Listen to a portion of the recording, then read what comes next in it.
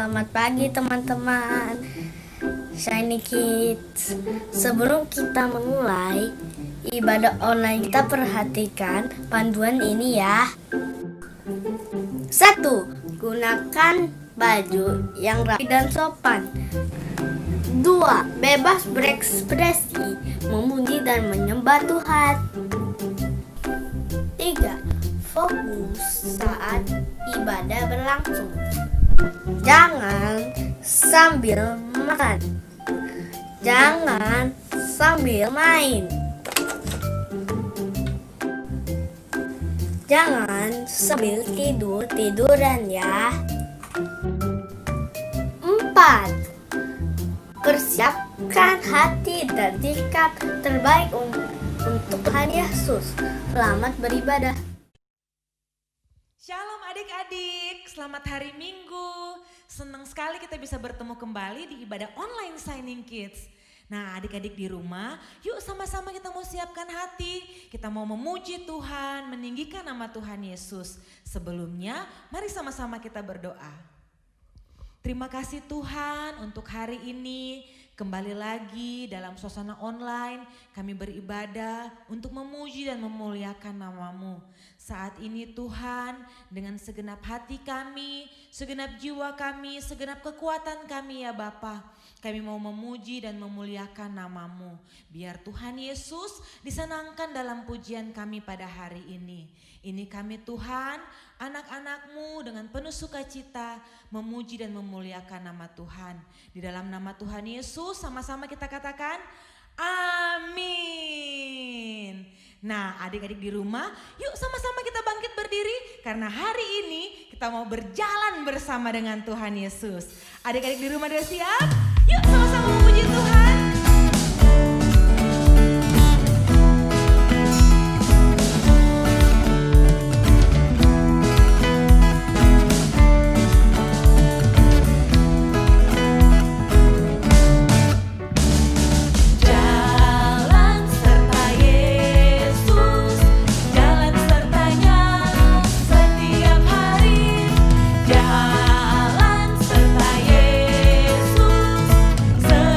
Yesus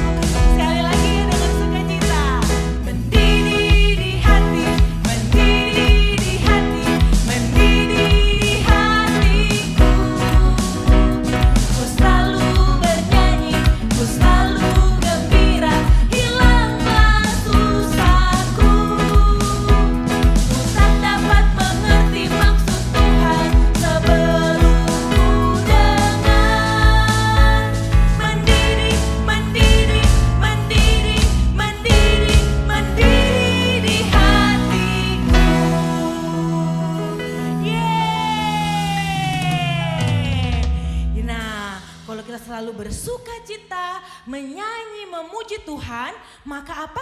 Semua susah, semua duka akan hilang semua. Karena apa? Karena ada Tuhan Yesus yang senantiasa menyertai kita.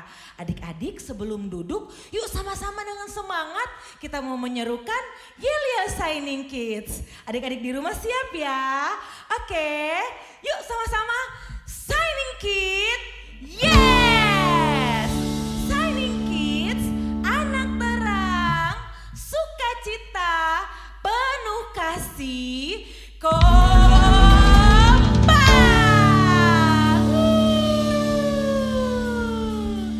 Nah, sekarang adik-adik di rumah boleh silakan duduk karena kita mau siapkan hati kita untuk mendengarkan firman Tuhan.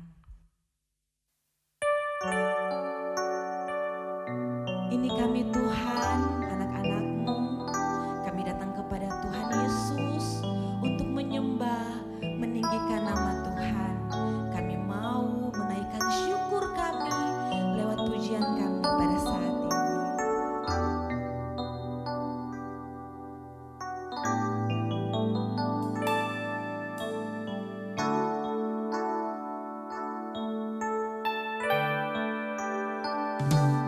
Give thanks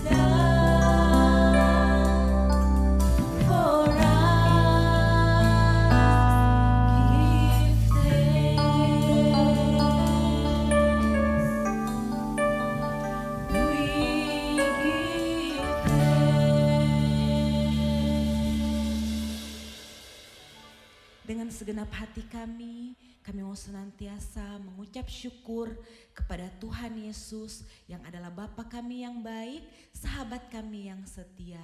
Saat ini Tuhan, kami anak-anak-Mu siap untuk mendengarkan firman-Mu. Biarlah lewat firman Tuhan, kami lebih lagi mengasihi Tuhan, lebih lagi mengenal Tuhan Yesus sebagai Tuhan dan Juru Selamat kami. Dalam nama Tuhan Yesus Kristus, sama-sama kita katakan, amin. Shalom adik-adik, apa kabarnya hari ini? Adik-adik, kakak percaya semua pasti dalam keadaan sehat, selalu sukacita, selalu bersama dengan keluarga. Adik-adik tadi sudah memuji Tuhan, menari bersama, sukacita bersama. Nah, sekarang tiba saatnya kita mau mendengarkan firman Tuhan. Siapkan hati kita, telinga kita untuk mendengarkan firman Tuhan. Yuk, mari kita berdoa. Terima kasih Tuhan Yesus, kami telah memuji dan menyembah nama-Mu. Dan kini tiba saatnya kami akan mendengarkan firman-Mu. Kiranya Kau berkati kakak-kakak Pena yang akan menyampaikan firman-Mu pada pagi hari ini. Dan Kau berkati juga kami agar kami dapat mendengarkan firman-Mu dengan baik. Dan nantinya firman-Mu dapat kami terapkan dalam kehidupan kami. Terima kasih Tuhan Yesus, kami telah berdoa, haleluya, amin. Adik-adik, minggu kemarin adik-adik sudah mendengarkan firman Tuhan, di mana kita diberikan kuasa untuk melayani, memberkati keluarga kita, sesama kita. Nah, kakak melihat adik-adik SK luar biasa mempraktekkan firman Tuhan, di mana ada yang membantu menyiram tanaman, mengepel, ya, melap meja, ada yang mencuci gelas. Wah, anak-anak SK luar biasa. Adik-adik harus tetap selalu menjadi berkat dimanapun adik-adik berada, ya. Nah, adik-adik, apabila Tuhan ada di dalam hati dan hidup kita, maka kita juga akan diberikan kuasa untuk melawan keinginan daging kita. Apa itu keinginan daging? Keinginan daging itu sesuatu keinginan yang tidak sesuai dengan apa yang Tuhan inginkan. Jadi keinginan-keinginan yang tidak baik. Keinginan-keinginan seperti marah, lalu suka berbohong. Nah, terus suka egois, mau menang sendiri. Nah, itu keinginan-keinginan daging yang tidak boleh ada dalam hidup kita. Oleh karena itu, Tuhan memberikan kuasa untuk kita dapat melawan keinginan daging itu. Nah, misalkan nih, ada yang disuruh, ayo adik, kamu belajar, kata mamanya. Tapi adiknya, aku disuruh belajar terus ya. Padahal kan aku mau main games. Ini lagi seru ini. Tuh, dia akhirnya marah-marah sama mamanya. Atau melihat ada om menjatuhkan barang atau uang jatuh ke jalan. Tapi bukannya mengambil dan memberikannya kepada om itu, tapi diam-diam dia melihat, oh, gak ada yang lihat ya kalau barangnya atau uangnya jatuh. Kita ambil aja ya. Nah, itu sama aja itu mencuri.